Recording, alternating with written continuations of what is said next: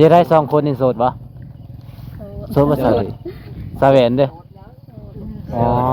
พี่น้องโสดบดเสียอ้าวแต่ว่ามีผู้บ่าวมาลินอยู่นี่ได้บ่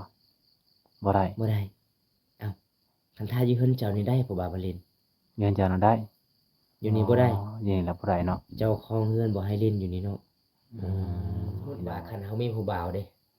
ต้องหาจุดใดกว่านี้อ่ะทักหากันแล้วต้องให้ผู้บ่าวว่าหาจุดนี้เลยใครมีผู้บ่าว ไปหาอยู่ไส ไปหาอยู่ไส ก็ไปหาอยู่บ้านเขาอยู่มีสัญญาณแล้ว เอ อื อ ม ถึกใจไปเลย นั่งลำอยู่เพื่อนนะ เออ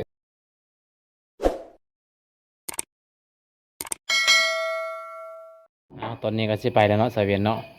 ว้างามอีหลีพี่น้องเอ้ยเบิ่งนะงามอีหลีงามแบบธรรมชาติเลยเนาะตอนนี้ก็สิไปหาบอลมีสัญญาณเนาะน้องเนาะสิพาทีมงานเฮาไปบ่ไปเนาะอยู่พุ่นบ่มีไฟฟ้าบ่ บ่มี บ่มีบ่อยู่พุ่นเนาะอ๋ออยู่แบบมืดๆเลย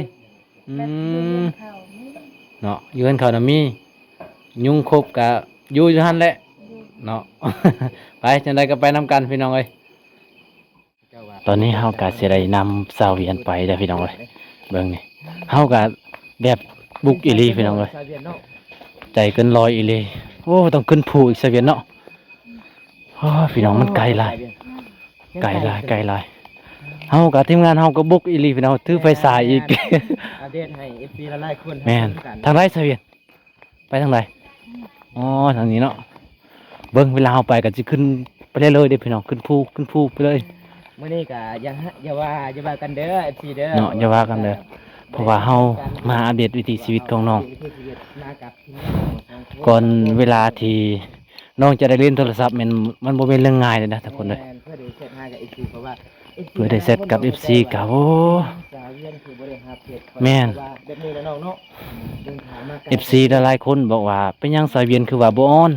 กาย้อนสาเหตุนี่แหละทุกคนเลย มีสัญญาณเลย เพราะว่าบ้านน้องมันบ่มีสัญญาณ โอ้ไกลเติบอยู่เนาะ เบิ่งนะ ฮอดพี่น้องเอ้ยแต่บ่แม่นธรรมดาเด้ แฮงสิฮอดบอลมีสัญญาณแฮงผูเลย แม่นพี่น้องนี่อันเป็นวิธีชีวิต เอาจะได้เฮาก็สิได้ไปหาบอลมีสัญญาณเลยพี่น้องเอ้ย สัญญาณโทรศัพท์ เฮ็ดหยังนี่นะได้ตาไหนตันเส้นฮะก็ผู้สาวกินนี่ก็จะตามสินกลางคืนเลยพี่น้องเอ้ยเบิ่งอ่ะซื้อจังไดเนาะฮะซื้อจังไดอันนี้แม่นสารเองมันตามเองหมดเลยเนาะเนาะสาวเป็งเนาะเป็งบ่ฮะลืมแล้วซื้อสเเป็งบ่ ไอ้ นี่ทุกคนเลยกลางเว้นเมนบริตามบ่ไปให้ไปหน้าเนาะแต่ว่ากลางคืนว่าเพราะว่าว่างเวียกกลางคืนบริเวณเวียกก็เลยมาตามสินได้พี่น้อย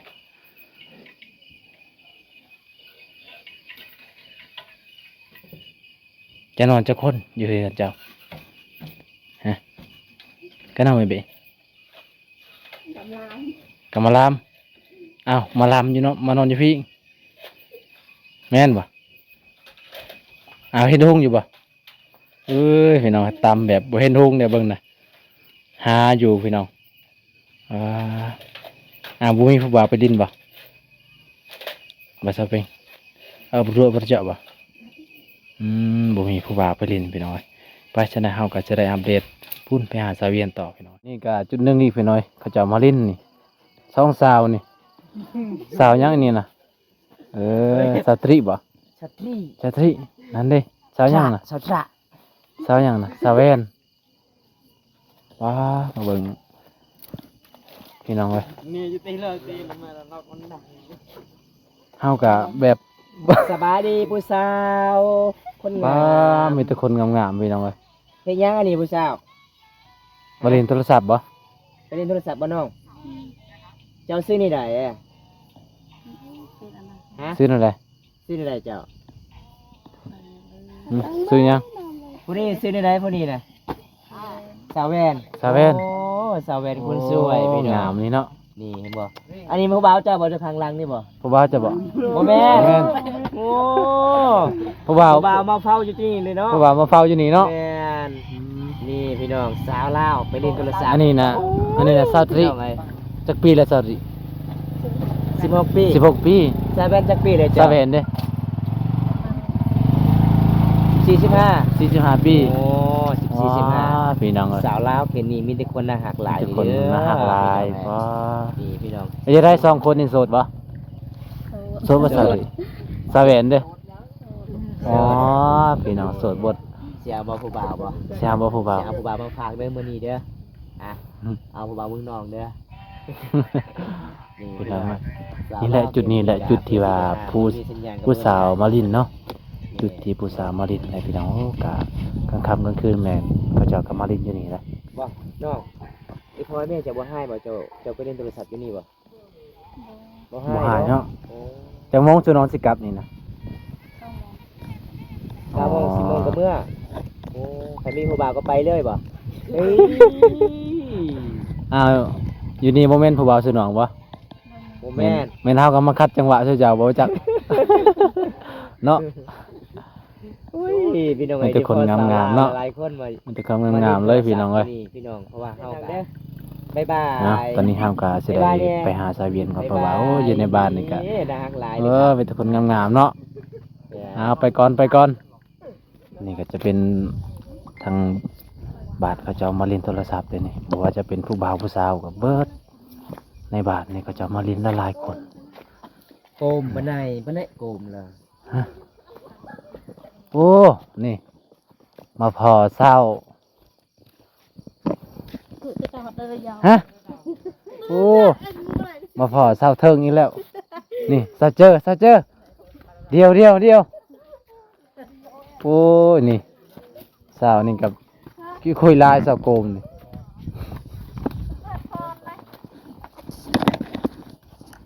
สบายดีจ้าสบายดีผู้สาวสบายดีฮะทางมาที่ไซส์นี่นะไปทาผู้บ่าวบ่ บอกไหม มาที่ ไป ไซ ไซส์นี่นะ เมื่อนอนได้ มาที่ไซ โอ้ โอ้จับได้บ่ ยากเนาะประมาณเจ้าเพื่อสิมีสัญญาณเนาะ มาเล่นโทรศัพท์เนาะ แม่เลยอะ ไปใส่ บ่ สวัสดี บ่สาวเทิง ฮะ ไปใส่มาเวนนี่อายไปหาคือบ่เห็น ได้ ไม่ เนาะ มื้อเว้นนี่คือบ่เห็น นี่ได้ปลาล่าอยู่บ่เนาะ หึ บ่ได้เลย ไปใส่ ได้ยินเสียงโก ไปเบี้ยว จ้าไปหาปลา มื้ออื่นก็ไปเบี้ยว เลยอดข้าวอดน้ำแม่นบ่ อ๋อ เอิ้นถึง ไปใส่ ข้าวเลยบ่ แม่น โอ้ ไปใส่มือ ไปให้ ไปให้อ๋อยังบ่แล้วอะ ยังบ่แล้ว อ๋อ ได้5บอลมีสัญญาณโทรศัพท์อันนี้ สบายดี เป็นสาวถึงพี่น้อง ซาเจอ สวัสดี เอ้ยเนาะงามคือเก่าเนาะกลางคืนให้งามเนาะ แม่เป็นจะได้สิเมื่อเลยบ่น้อง สิมื้อเลยบ่ โอ้สิเมื่อแล้ว ไปใส่มื้อนี้น่ะคือว่าบ่ไปหาบ่เห็น ว่าว่าหรือว่าสิเมื่อเฮือน สิมื้อเฮือน สิเมื่อเฮือน เมื่อนอน สิเมื่อนอนแล้ว แม่น ใส่ ฟัง สาวโกมก็มาบ่สาวโกมบ่ สาวโกมา สาวโกมบ่มา ฟังอายสิถามนี่ซาเจอ มา แม่นไปนัดผู้บ่าวอยู่นี่แล้วก็ไปบ่าวไปทาอยู่เฮือนบ่ อ๋อ ฮะ บ่ได้นัดผู้บ่าว บ่ได้นัด บ่มีผู้บ่าว อ๋อ บ่มีผู้บ่าวมีแต่ I love you เอาจะได้เฮาก็สิได้กลับกันเนาะไปกลับพร้อมกันเอาบ๊ายบาย บ๊ายบาย บ๊ายบายโอ้สิได้กลับแล้วเด้อ มีแต่พอนางเอก อย่าตำต่อใหม่เด้อ จะเป็นตำนะ มีแต่พอคนงาม ไม่เบิ้ลเสร็จหรอก ๆตอนนี้ก็จะได้ขึ้นเฮือนเลยเนาะก็ระยะบัตรคำเด้อพี่น้องเอ้ยโอ้มาพบมาพอเจ้าของเฮือน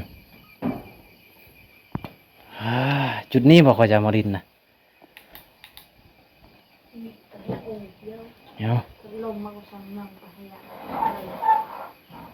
โอ้มีบ่สัญญาณบ่เนาะมีบ่แห้งอยู่บ่อยู่ใส่ไอ้คอยเบิ่งนี่ดู เข้า YouTube ได้บ่เบิ่งเข้า YouTube บ้าง ไม่ได้ เข้าบ่ได้ ไม่ได้ให้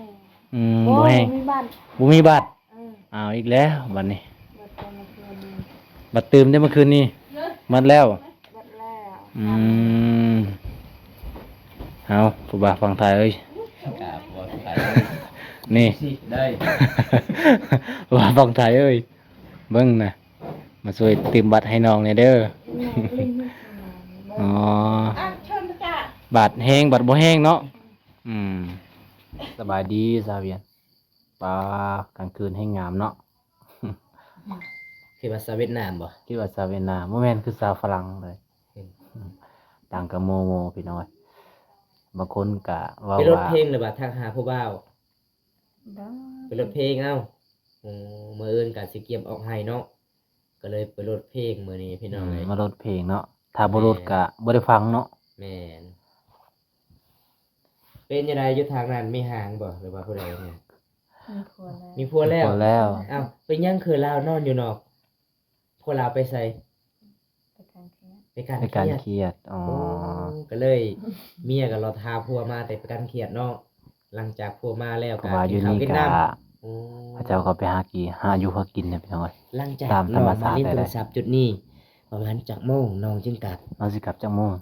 10 โมง 10 โม 10 ง โมงก็กลับเลยเนาะ เจ้าของเงินบ่ได้หายบ่ บ่ได้ เพราะ หา ว่าย เขาเจ้าก็อยากนอนในกลางคืน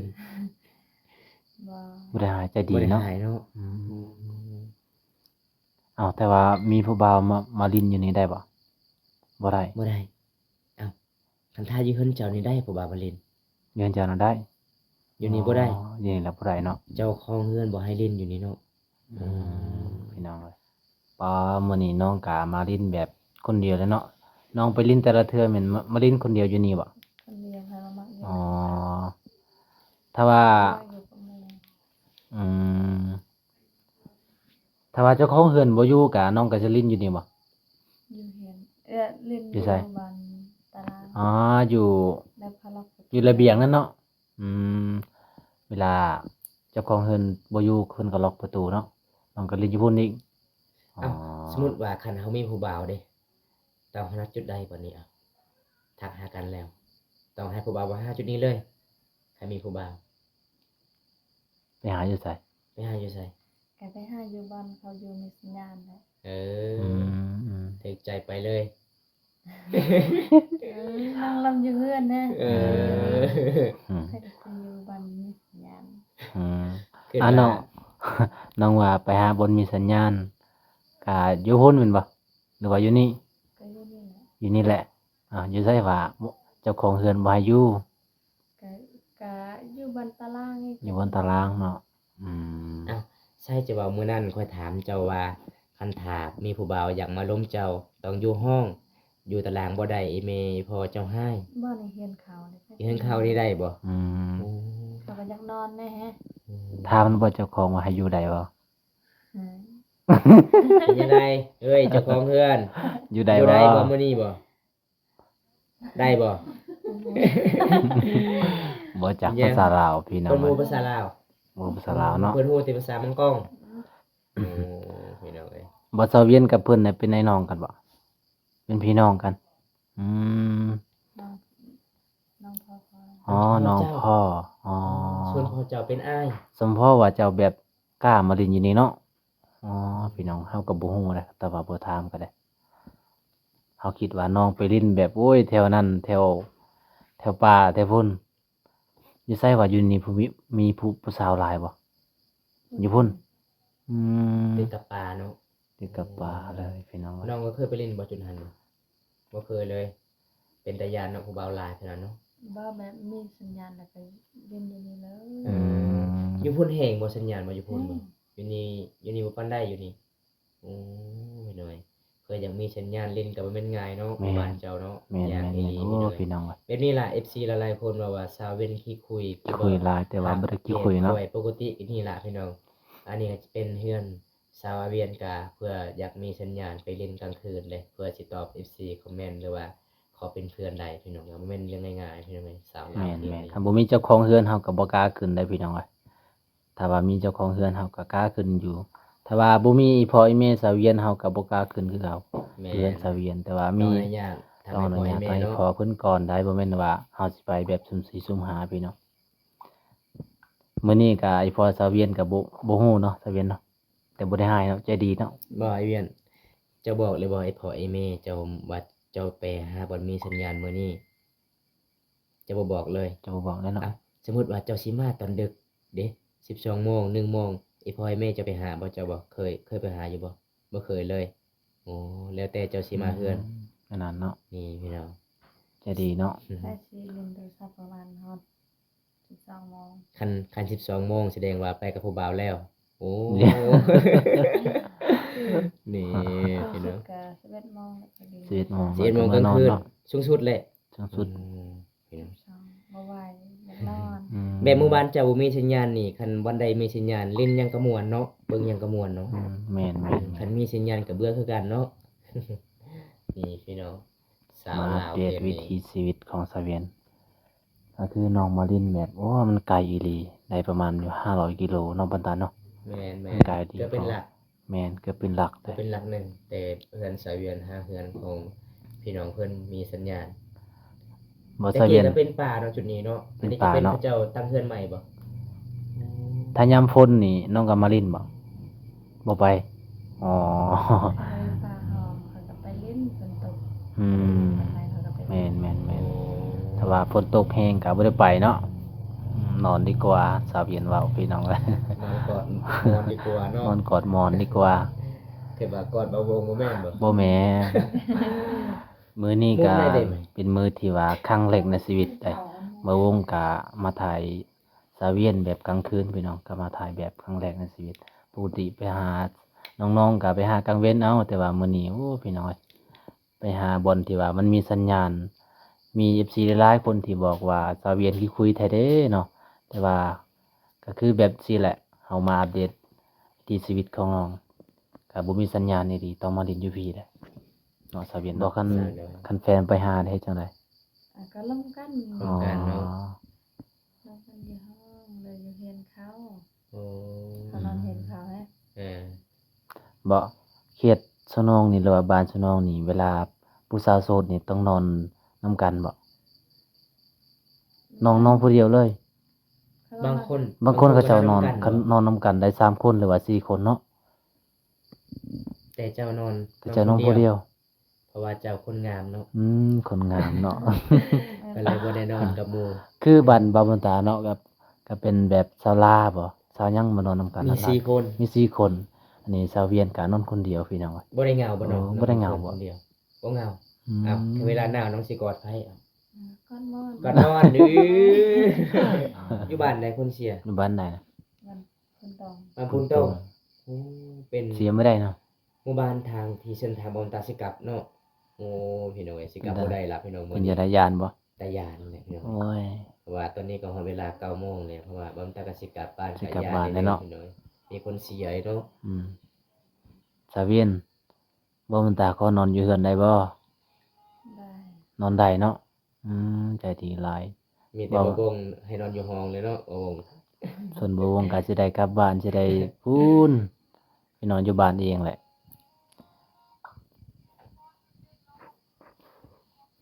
จะได้ตอนนี้เฮาก็สิได้กลับแล้วเพราะว่ามันดึกแล้วเนาะจักโมงแล้วชาวเวียน 9 โมงก็ 9 โมงแล้วเนาะน้องก็จะได้กลับแล้วเนาะโอ้ยพี่น้องเอ้ยเพราะว่าเวลาน้องมาลินก็อยู่นี่แหละยามฝนตกหรือก็สบายแน่เนาะแต่ว่าบางคนก็จะเอามาลินอยู่นอกแบบโอ้มันสิเปียกมันลินบ่ได้เนาะบ่มียุงเนาะ เป็นน้องยุงครับ อืมยุงใหญ่ซำใดยุง กันแม่ สำแคนเจ้า ว่า ให้สำแคนเจ้าก็สิย่านเลยอยู่ไล่อยู่ว่ายุงบ้านเจ้า หลายอยู่ เอาเวลาเจ้านอนนี่เจะบ่ได้กลางมุงเลย นอนอย่างเดียวเลย โอ้ ยุงบ่ หลา คร ย บเนาะ ที ยุง นี้ กั เนาะ ดก็เก้า เก่าเนาะ ว่า อืม เก่ากว่าแล้วก็แล้วโอ้ยพี่น้องเอ้ยเพราะว่าอยู่บ้านน้องก็บ่ปานใดยุงเนาะ อยู่ป่าแห่งกระแตก โอ้ยเนาะ แม่นบ่ ลีลา เจ้าเคยไปนอนอยู่ป่าบ่ บ่ไปเอาให้ เอาให้ เอาให้ โอ้ข่อยเลยตกใจคือว่าจะ บ่า ไป วน อน ตา ป่า ละบ่าวตาละคิดไปแนวอื่นโลด บ่แม่นชาวเว้นว่าอยู่ป่าแห่งหลาย ใช่ว่าแหละป้าไปอยู่ป่าแห่งกระแตกอยู่ อื ลีลาม โอ้ เวลา จะไปเวลาออกให้ บ่ซาเวียน ข้อคิดว่าจะไปป่ากลางคืน อ๋ นี่ อ สิไปกลางคืนเราก็บ่เห็นแหละ เนาะ ไม่ยังบ่เห็นลาวบ่ ก็ ลาวเลยยุง ยุง ยุงบ่เห็นแหละ ยุงบ่เห็น กลางคืน โอ้ยมันเห็นมันยังสิบ่เห็นเนาะ อืม มืด แหงมืดเลยยุงมักไป เจ้าบ่เคยไปนอนป่าบ่ซาเวียนบ่เคย ไปนอนอยู่ไห้ก็เคย อ๋อนอนไห้เคย จะไปนอนกับใครอยู่ไห้ กับพ่อแม่ พ่อแม่ เสีย อื ยาม โอ้ มุงก็บ่ได้กางบ่ บ่ได้กลางเลย ยุงจะนอนอยู่ป่า นั่นได้คือว่ายุงบ่เห็นนะเป็นน้องนอนอยู่พุ่นยุงกัด บ่ บ่ ได้เปิด ยุงกัดบ่ได้กัด ใส่ของเอาไป ยังจะเว้ายังมันของขาฮะ ไม่ได้เปิดไฟ โอ้บ่ได้เปิดไฟ เออ เปิดไฟบ่ได้เห็นยุงเลย ดังฟืนซื่อๆ เห็นยุงบินเลยบ่ ดังไฟซื่อ ดังไฟซื่อๆแล้วก็ยุงหยาด พัง เนาะ นะทุกคนเลยแล้วลูกหลายพี่น้อง ค่อยเลยคิดว่าในนี้เขาบ่ได้เปิดไฟนี่ยุงหลาย แม่น คันเปิดไฟนี่ยุงมันแล่น ยุงมันแล่นนี่ มันแล่นอยู่ไผ แต่ว่าบ้านน้องนี่เนาะ ระวังเด้อพี่น้อง แล้วลูกหลาย ไป พี่ น น้อ อง นให้อยู่กับสาวเวียนไปนอนให้อยู่ป่านี่ไปเฮ็ดให้เด้อพี่น้องสาวเวียนว่าคันเวลาเปิดดอกนี่ เนาะ เห็นยุงใหญ่แดงเข้ามาคันเวลาปิดไฟนี่บ่เห็นยุงเลย แล้วลูกหลายพี่น้อง บอมตาก็เลยตก คือ ใจ ยุง ยุงเพิ่นว่าลาวพี่น้องลาวเนาะ ลาว เจ้าเอิ้นลาวเนาะ เออ มันค่อยเอิ้นยุง ยุงเนาะคำว่ายุงนี่เขาเอิ้นว่าแบบชื่อมันก็ได้ แต่ว่าคนเฮามัน คัน คน สมมุติ นี่ ว่าบ่วงไปหาเจ้าก็คือลาว อืม คำว่าว่องอยากไปหาเจ้าอยากไปนอนน้ำเจ้าจะเว้าลาวโลด ลาวมาหาค่อย อืม แม่นบ่ซาเวียน แต่ภาษาบ้านเจ้ายุ่งกับบ่ลาวเนาะ ใหญ่กว่าลา มั วน แปลกหลายพี่น้อง ภาษาแต่ละท้องถิ่นมันต่างกันเนาะ แตกต่างกันพี่น้องตอนตาแล้วตกใจล่ะ ตกใจดีพี่น้อง โอ้ยยุงหลาย เพิ่นว่าคันเปิดไฟนี่ก็ยุงสิหลายได้ถ้าว่าปิดไฟมันยุงบ่เห็นเพิ่ ยุ น ง ว่า บ่เห็น บ่เห็นเลยดีเนาะ มีแต่ได้ยิน พี่น้องเอ้ย ยุงตำอย่างเดียว แม่นบ่ เนาะ เจ็บอยู่บ่ อืม ยุงตำบ่ได้เจ็บคัน อืมมันบ่ครบบ่ ครบอยู่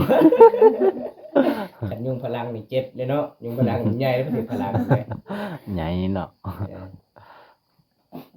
แบบอยู่ไห้อยู่นาอยู่สวนยุง บ่ ลายเนาะ บ่น้อง เป็นป่าพี่น้อง เวลายุงครบนี่อยู่บ้านนี่ก็มันเป็นไข่เป็นหยังบ่ บ่ได้เป็นบ่ได้เป็นไข่อ๋อ อ เนาะ ยู่ในเมืองเป็นไข่แล้วเนาะ แต่ว่ายุงแบบนี้ อยู่สวนอยู่นา ยุงแบบนี้ก็คือแบบเป็นยุงธรรมชาติเนาะบ่ได้เป็นหยังโอ้คันอยู่แถวในเมืองนี่บ่ได้เด้เป็นไข่โลด บ่ได้เลยเป็นไข่ แม่น แม่นอีหลีพี่น้องเอ้ยเพราะว่าช่วงนี้ก็ซักเขาให้บ่ได้นอนบ่น้อง บ่ได้นอนบ่ แต่เวลาเสียหญ้านี่นอน อืม เวลาฮุดเขาให้ก็นอน นอนอีก โอ้ น้องก็ ทำ บ่ ให้เจ้ามีสัญญาณอยู่บ่ มีอยู่บ่ มีอยู่บ่สัญญาณอย่าง อื นี้ ม โอ้พี่น้องเอ้ยใครที่มีสัญญาณเนาะคันถามมื้อหน้าจะไปนอนให้เจ้าเสร็จบอกค่อยเด้อค่อยสิไปไล่ยุงเด้อ ไปสิถือกระทุนไว้โลด ก็สิยิงยุงไปสิบ่กล้านอนและอยู่บ้านเจ้ามื้อนี้คันยุงใหญ่ซำนั้น มันต่ำก็ปิ้วแล้วเนาะ โอ้ตำหน้าผากแล้วเลยไปโน่นเลย ส่วนซาเวียน คันเฮาบ่ได้เปิดไฟนี่คน เวลาไปนอน มาบ่ดี อยู่ไห้กะ ขา บ่ได้เปิดไฟ ห็นนี่นะ พี่น้องถ้าว่าเปิดไฟมันยุ่งหลายนี่เปิดไฟมันยุ่งหลายมันแปลกหลาย บ่มีบ่มีแต่ดัง มีเนาะ ไฟอย่างเดียว อืม โอ้ ดังไฟแล้วมันบ่ไปเนาะ ดังไฟแล้วก็เลยนอนเลย อืม คันไปนอนอยู่ไห้นี่เฮ็ดตูบเอาบ่อยู่ไห้โอ้ คันเวลาไปนอนให้นี่เบิดเฮือนสุน้องน่ะไปนอนเบิดเลยอ๋อไผสิเกลือเป็ดเกลือไก่ซะน้อง เที่ยวเอาเนาะ ตอนนี้เฮาก็สิได้กลับบ้านกลับสองแล้วเนาะ เจ็ด ซาเวียนก็สิเมื่อคือกันบ่ยังบ่ได้เมื่ออ้าว แม่น จักโมงนอนสิเมื่อ 10:00น อ๋อ10 โมงเนาะ 11 เดี๋ยวอายสิกลับก่อนเด้อเพราะว่าตอนนี้โอ้ยานได้เมื่อคนเดียวเนาะ เจ็ด จะได้มื้อหน้าก็มาพอกันใหม่เนาะตอนนี้ก็ยังโสดคือเก่าเนาะพี่น้องเอ้ยเอาคลิปนี้ก็สิได้จบสำนี้ก่อนพี่น้องบ๊ายบาย